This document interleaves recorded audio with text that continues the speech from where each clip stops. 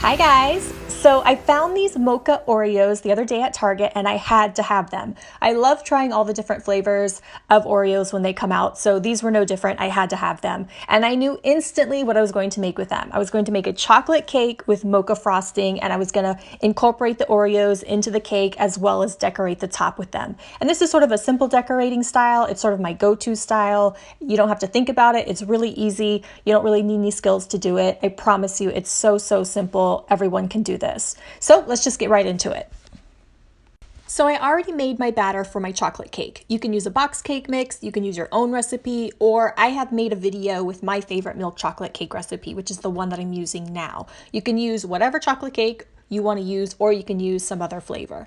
So for this cake, it's a milk chocolate cake recipe that I'm using, and I'm just going to grease 2 8-inch round cake pans with Crisco, and then I'm going to flour each one. And I'm going to make sure that it's completely greased and completely floured because we don't want our cakes to stick to the pan at all. You can use Pam, you could use some other sort of cooking spray like that, or you could even use Crisco with cocoa powder instead of flour since we're making a chocolate cake. Really, you can do whatever you'd like. Whatever option you prefer or have on hand is the one that you should do. Next, I'm pouring my batter evenly into my 2 cake pans, and then I'm going to give them each a little tap on the countertop just to release any air bubbles. Then I'm going to put them into the oven at 350 degrees for about 20 to 30 minutes. For the frosting, I'm placing 6 sticks of room temperature butter. Wow, that's really hard to say. 6 sticks of room temperature butter into my bowl, and then I'm going to use my hand mixer to beat the butter for about 3 to 4 minutes. Then I'm going to add in about 3 cups of powdered sugar and half a cup of Hershey's cocoa powder. You could add more cocoa powder and it just will make it that much more chocolatey. If you want it less chocolatey, then add less cocoa powder. I'm also going to be adding in about a tablespoon of whipping cream and a teaspoon of coffee extract. I want this to be a mocha flavored or a coffee flavored frosting. So because I'm going to be adding in these liquids, the whipping cream and the coffee extract, I want to make sure that my frosting doesn't get too thin or soft. If it does, I add in more powdered sugar. I want to make sure that I keep it at the right consistency. And because I want to add to the top of my cake some little dollops, I'll be using my Decorator tips. I need my frosting to stay somewhat thick and to hold its form. So I'll make sure that I add more powdered sugar if it starts to get too thin or too soft. Okay, now that my cakes are cooled, I'm going to use some wax paper and flip my cakes out of their pans. Now these cakes baked perfectly. They are perfectly loose in their pans. I don't need to run a knife around them or try and loosen them. All I have to do is flip them right out. They baked perfectly. They're soft, they're squishy, yet they have a little bit of bounce when you touch them.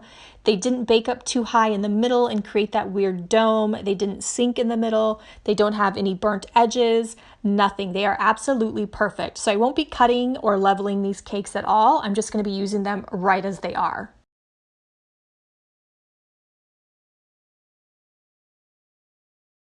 So now I'm going to be placing 1 piece of cake down on my board, flat side down. You could use a cake plate. I always use a cake board just because I have tons of them, but I'm going to put flat side down. Then I'm going to add a scoop of frosting and I'm going to start smoothing it all over my piece of cake.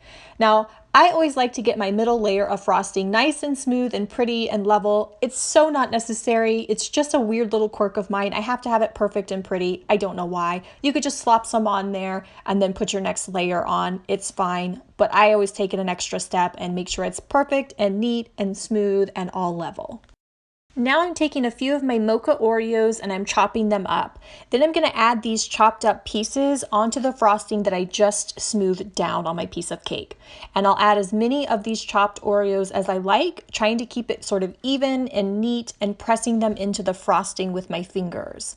Then I'll just add the next piece of cake right on top of these Oreos. So I'm placing my second layer of cake right on top, and I'm just going to press it down lightly, make sure it's lined up correctly. Then I'll start frosting my cake, just putting on a plop of frosting right on the top, and I'm just going to add a thin layer of frosting all over my cake. This is a crumb coat, which basically locks in any of the crumbs that may be loose so it doesn't get on my final layer of frosting. Once my thin layer of frosting is on my entire cake, I'm going to place it into the freezer for about 15 minutes. Now I'm going to set up my frosting bag. The first thing I'm doing is getting my frosting bag out, and I'm cutting a small amount off the end of the bag. Then I'm going to place my base into the bag with the narrow end first, and I'm going to push it all the way down to the bottom. Next, I'm going to cut off any further portion of the bag that I need until the base fits snugly in the end, matching up the end of the base to the end of the line of the bag. Then I'm going to place my decorator tip right on the top, and I'm going to hold it with my thumb and my finger so it doesn't fall off. And I'm going to put the ring over both pieces, and I'm just going to screw it on. And that's it. It's pretty simple to assemble your decorator bag, and now it's ready for frosting to be scooped inside.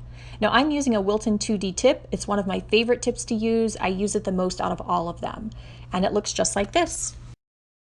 My cake is out of the freezer, and my crumb coat has crusted over and sealed in any of the loose crumbs so they won't show in my final layer of frosting. Now to frost my cake, I'm just plopping some frosting down on the top, and I'm using my spatula to spread it out and cover the entire cake. The goal here is to cover the entire first layer of frosting and keep everything even and nice and smooth. Once I have my layer of frosting on the cake, I'm going to switch and use a smoothing comb or a straight edge comb to get a nice polished look on the sides of the cake. Now this is the fun part. This is the actual decorating of the cake. So I'm going to start adding dollops on the top of my cake using my decorator bag and tip that I put together earlier. I'm going to squeeze the bag, make a twirling or a circular motion, and then release the pressure and lift up. And I'm going to do this all the way around the top of my cake, making a ring of these little dollops all around the top. Then I'm also going to do the same thing around the bottom of my cake. This is a very simple, elegant, classy, and super easy look to do. If you're a beginner, I would recommend you start with this easy design. It's also my go-to sort of no-brainer look for decorating any cake. When someone's like, I need a strawberry cake or an Oreo cake or a peanut butter cake, this is my go-to look when they're not really sure how they want it decorated. They just know they want that cake. Everyone always likes this look. It's a constant winner. So the final touch is adding these Mocha Oreos on the top of my cake. I've cut some into quarters, and I'm placing a piece on each dollop. Then I'm going to add some crumbs from the Oreos as a dusting or a little sprinkling all around the top edge and the bottom edge of the cake for a final completed look. And that's it, folks. It's as easy as that. The chocolate cake with mocha frosting and Mocha Oreos that I was envisioning while I bought these Oreos at Target is completed, and it looks and smells delicious. I cannot wait to cut into this. I hope you guys liked this video, and as always, thanks for watching.